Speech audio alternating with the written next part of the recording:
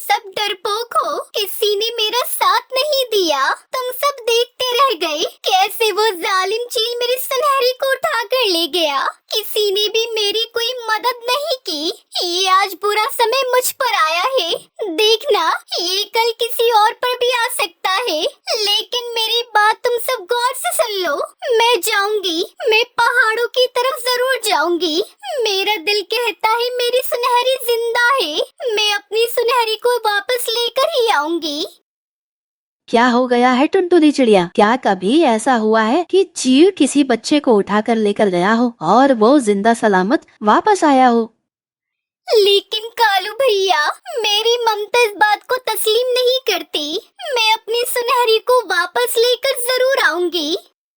लगता है टुनटुनी चिड़िया पर गहरा असर हुआ है, इसलिए इसकी सोच काम नहीं कर रही है। अब हम क्या कर सकते हैं? वो जिद पर है, बेहतर है इसे न रोका जाए। टुनटुनी चिड़िया अपनी बेटी सुनहरी के साथ हरी घास के घर में रहती थी। उसकी बेटी सुनहरी को चील उठाकर ले जाता है, लेकिन वो इस बात को मानने से इनकार करती है कि उसकी बेटी को वो चील खा गया है। ना जाने उसका दिल क्यों कह रहा था कि उसकी बेटी जिंदा है। फिर टुनटुनी चिड़िया अकेले ही अपनी बेटी की तलाश में पहाड़ों की तरफ चली जाती है। उड़ते उड़ते टुनटुनी चिड़िया बहुत दूर निकल जाती है। सारा दिन सफर करने के बाद वो बहुत थक जाती है और एक पेड़ पर बैठ जाती है। हे ऊपर वाले, मैं क्या करूं?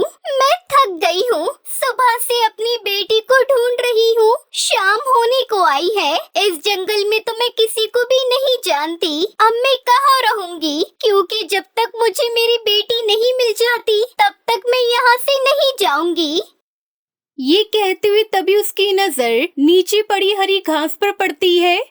अरे हाँ, मुझे याद आया, मेरी माँ ने मुझे घास के घोंसले बनाने सिखाए थे। क्यों ना मैं हरी घास का घोंसला बना लूं?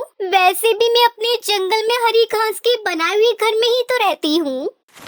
ये कहकर टुनटुनी चिड़िया नीचे पड़ी हरी घास से अपना हरी घास का घर बनाने लगती है। कुछ देर की मेहनत के बाद वो वहाँ पर एक सुंदर सा हरी घास का घर बनाकर तैयार कर लेती है। उसी के पास में एक दूसरे पेड़ पर बंटी कबूतर अपनी पत्नी के साथ रहता था। वो टुनटुनी को वहाँ देखकर उससे पूछता है, चिड़िया बहन, लगता है किसी और जंगल से आई हो, जो इतनी मेहनत से तुमने अपना हरी घास का घर तैयार किया है। हाँ कबूतर भैया, मैं साथ वाले जंगल से आई हूँ। आज सुबह जालिम चील मेरी नन्ही बच्ची को उठाकर ले गया, इसलिए मैं अपनी बेटी की तलाश में पहाड़ों की तरफ जा रही हूँ। पर मैं बहुत थक गई हूँ और मेरे पास रहने के लिए कोई ठिकाना नहीं था, इसलिए मैंने अपने लिए घास का घर तैयार कर लिया। चिड़िया बहन, मुझे ये जानकर बहुत दुख हुआ, लेकिन वह जालिम चील उस नन्ही जान को तो खा गया होगा। नहीं बंटी भैया, ऐसा नहीं हो सकता। मेरा दिल कह रहा है मेरी बेटी सुनहरी जिंदा है।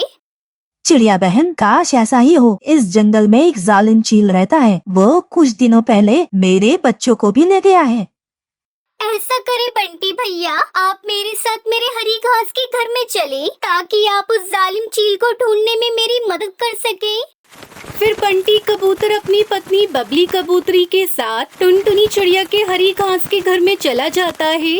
चिड़िया बहन, तुम्हारा दर्द हम खूब जानते हैं, क्योंकि ये दर्द हमने भी सहा है। लेकिन हकीकत यही है कि तुम्हारी बच्ची अब जिंदा नहीं होगी।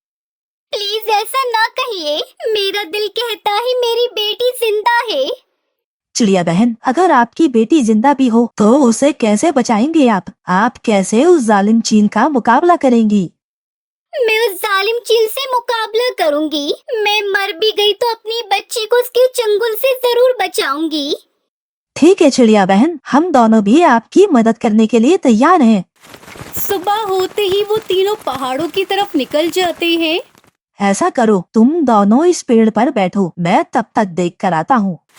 ये कहकर बंटी कबूतर चीलों के अड्डों पर पहुँचता है। अरे ये क्या, यह मैं क्या देख रहा हूँ? सच में उस चिड़िया का बच्चा जिंदा है। मुझे उस चिड़िया को बताना होगा। बंटी कबूतर जल्दी से वापस आता है। चिड़िया बहन, तुम्हारी ममता सच्ची थी। मुझे तो खुद अपनी आंखों पर यकीन नहीं आ रहा। तुम्हारी बेटी जिंदा है। मैंने खुद अपनी आंखों से देखा। वहाँ 2 चील बैठे हैं। चलो हम छुपकर उसके पास चलते हैं। ये कहकर वो तीनों चुपके से वहाँ आते हैं। वो देखो, मेरी बेटी जिंदा है। चिड़िया बहन आहिस्ता बोलो, वो हमारी बात ना सुन ले। फिर बंटी कबूतर टुनटुनी चिड़िया बबली कबूतर को एक प्लान बताता है। उसके बाद वो बंटी कबूतर चीलों के पास जाता है। बेशर्म जालिम चील, किसी के बच्चे की जान लेकर अपने बच्चे को शिकार सिखा रही हो। यह कितनी गलत बात है। हे कबूतर, तुम्हारी हिम्मत कैसे हुई मेरे इलाके में आने की? लगता है अपने बच्चे की मौत का दर्द भूल गए हो, जो आज आए हो अपनी जान गंवाने। रुको, मैं तुम्हें अभी मजा चखाता हूँ। ऐसा कहते हुए जालिम चील बंटी पर हमला करने के लिए आगे बढ़ता है। जैसे ही वो कबूतर के पास आता है, बंटी वहाँ से उड़ जाता है। तभी टुनटुनी चिड़िया बबली कबूतरी उस पर पत्थर फेंक देती है, जो सीधा जाकर चील के सर पर लगता है और वो चील वहीं मर जाता है। बाकी के चील डर के मारे वहाँ से भाग जाते हैं। मेरी बेटी सुनहरी, तुम ठीक तो हो ना? टुनटुनी, हमें गर्व है तुम्हारी ममता पर। जो तुमने किया वो हम भी ना कर पाए। मैं बहुत खुश हूँ। बंटी भैया, बबली बहन, मैं ये सब आप दोनों के बिना नहीं कर पाती। इसलिए मैंने जो हरी घास का घर बनाया है, मैं चाहती हूँ आप दोनों उस घर में रहें, क्योंकि गर्मी का मौसम आने वाला है। आपको हरी घास के घर में बहुत ठंडक महसूस होगी। फिर टुनटुनी चिड़िया अपनी सुनहरी को लेकर वहाँ से चली जाती है। टुनटुनी चिड़िया के दिल को अब सुकून मिल गया था। वो जल्दी अपने जंगल वापस आ जाती है। अरे टुनटुनी चिड़िया, हमें तो अपनी आंखों पर विश्वास ही नहीं हो रहा कि तुम वापस आ गई हो। हमें तो लगता था कि तुम भी जान से जाओगी, लेकिन तुम तो अपनी बेटी को भी साथ ले आई हो। कालू भैया, मैं सिर्फ अपनी बेटी को ही वापस नहीं लेकर आई, बल्कि मैं जालिम चील को भी मार कर आई हूँ, ताकि वो अब किसी और बच्चे को ना उठा सके। ये कहकर टुनटुनी चिड़िया वहाँ से चली जाती है और अपनी बेटी सुनहरी के साथ खुशी खुशी अपने हरी घास के घर में रहने लगती है।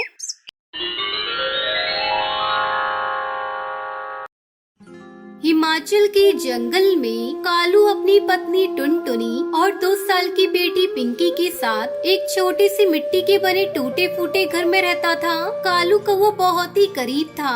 वो सारा दिन जंगल में जाकर लकड़ियाँ काटता था और उन्हें पक्षियों को बेचकर अपना और अपने परिवार को गुजारा करता था। इन दिनों कड़ी गर्मी पड़ रही थी।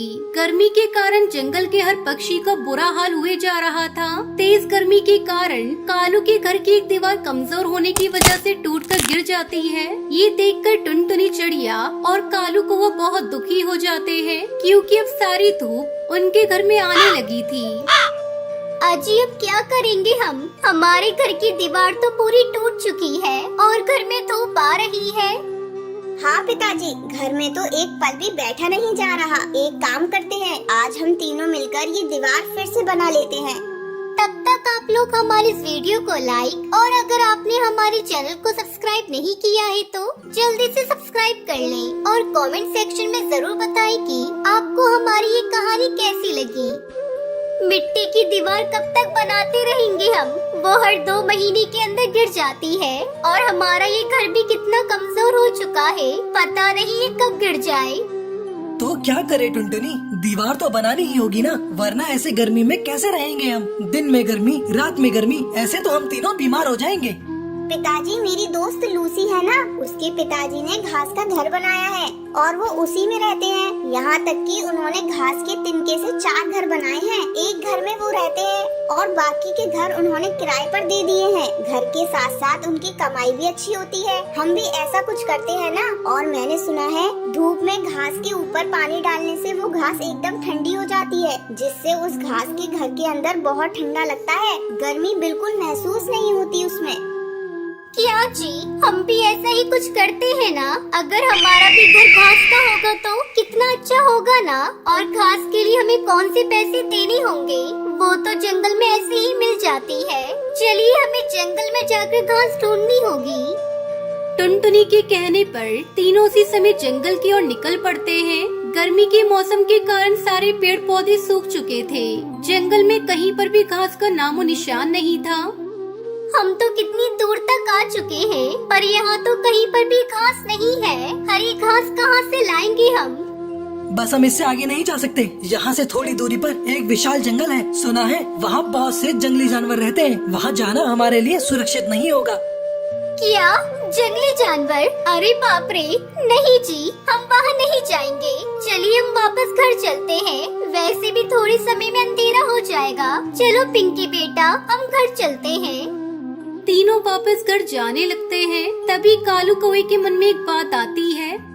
लगता है घास के ना मिलने से मेरी बेटी उदास हो गई है। कितनी दुखी लग रही है ये। नहीं, मैं अपने बच्चे को ऐसे उदास नहीं देख सकता। टुनटुनी, मैं क्या कहता हूँ, तुम और पिंकी घर चले जाओ। देखो अंधेरा भी होने वाला है। आज मैं लकड़ियाँ तोड़ने भी नहीं गया जंगल में, तो मैं यहाँ आ ही गया हूँ, तो थोड़ी लकड़ियाँ तोड़ लेता हूँ। इन्हें बेचकर थोड़े पैसे मिल जाएंगे। तो तुम दोनों घर जाओ, मैं थोड़े समय में लकड़ियाँ लेकर आता हूँ।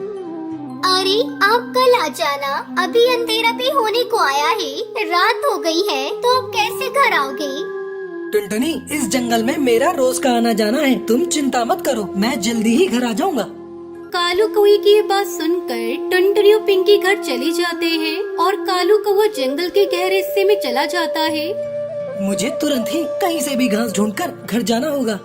कालू उस जंगल के हर हिस्से से बखूबी वाकिफ था। उसे पता था जंगल के किस हिस्से पर खतरा है और किस हिस्से में नहीं। फिर भी बेटी की खुशी की खातिर कालू कौवा जंगल के सबसे खतरनाक इलाके में घुस जाता है, जहाँ कई सारे जंगली जानवर थे।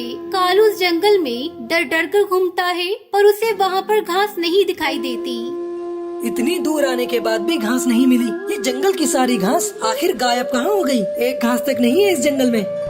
तभी एक जंगली चील कालू कौवे के पीछे लग जाता है। कालू उस चील को देखकर तेजी से जंगल की ओर दौड़ता जाता है।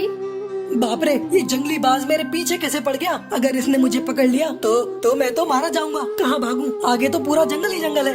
कालू तेजी से भागता जाता है। डर के कारण उससे उड़ा भी नहीं जा रहा था। तभी वो एक छोटे से घास के गड्ढे के अंदर गिर जाता है। घास में गिरते ही कालू वहीं बेहोश हो जाता है। जब उसकी आँख खुलती है तो वो देखता है कि उसके घर के पेड़ के नीचे उस घास के ऊपर पड़ा हुआ था और उसके पास टुनटुनी और पिंकी दोनों खड़े उसे देख रहे थे। टुनटुनी भागो, वो जंगली बाज आ जाएगा, बाज आ जाएगा। ये क्या बोल रहे हो आप अपने घर में हो कालू जी?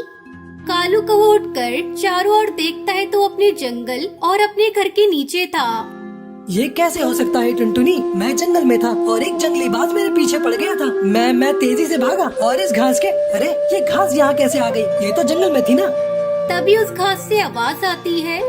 कालू, इतना परेशान होने की जरूरत नहीं है, मैं एक जादुई घास हूँ। अब इस घास से अपने लिए कई सारे घर बना लो, क्योंकि मैं कभी खत्म नहीं होने वाली और ना कभी मर जाने वाली हूँ। उस जंगल में उस जंगली बाज से मैंने ही तुम्हें बचाया था। मैं कई वर्षों से उस जंगल में पड़ी थी, कोई मुझे नहीं खा रहा था और ना ही मुझे कोई अपने साथ ले जा रहा था। पर जैसे ही तुम मेरे ऊपर आकर गिरे, मैंने झट से अपने जादू से तुम्हें वहाँ से गायब कर दिया। क्या तुमने मुझे उस जंगली बाज से बचाया था और तुम ही यहाँ ले आई? ये बात सुनकर तीनों के होश उड़ जाते हैं। तभी वो तीनों उस घास के 4 बड़े बड़े आलीशान घर बना लेते हैं। बारिश, तूफान, आंधी से उन जादुई घास के घरों को कोई फर्क नहीं पड़ता था, क्योंकि वो घर जादुई घास के बने थे और तीनों खुशी खुशी इस घास के घर में रहने लगते हैं।